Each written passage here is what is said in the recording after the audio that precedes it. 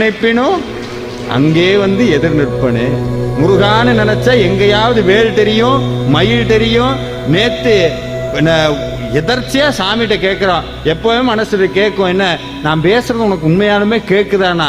கேட்கறங்காட்டி தான் முன்னாடி நம்மளை பாஞ்சுக்கிட்டு வண்டியில வேல் போகும், நம்மளை பாஞ்சிட்டு வேல் போகும். மித்தவனுக்கு வேணா இது சாதாரணமா இருக்கிறான். ஒன்னு சொல்லட்டுங்களா, ஜெயகாந்தன் ஒரு எழுத்தாளர் இருந்தார், சொல்லுவார், இருக்கிறதோ இல்லையோ இருக்கிறதை நம்புங்கள்னர். இருக்கிறதோ இல்லையோ பார்க்கிற எப்ப பாரு வாழ்க்கையில நம்பாதவனுக்கு இந்த வாழ்க்கையில எதுவுமே கிடையாது.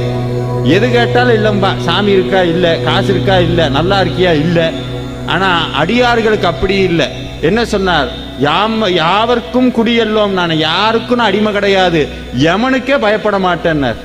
யமனுக்கே பயப்பட மாட்டேன். அருணகிரிநாதர் சொன்னார், மரண பிரமாதம் நமக்கில்லைனர். சொல்றார், எனக்கு ஒருபோதும் யமன் என் கிட்ட வர முடியாதுன்னார். மரண பிரமாதம் நமக்கு இல்லை. ஏன்னு கேட்டார். நம்ம உடனே சொல்லுவோம், கிட்டலாம் வந்து நீ என்ன அவனை பார்த்திருக்கியா? உடனே நம்ம என்ன சொல்லுவோம்? ஆமா அவனை பார்த்தன்னு சொல்லுவோமா?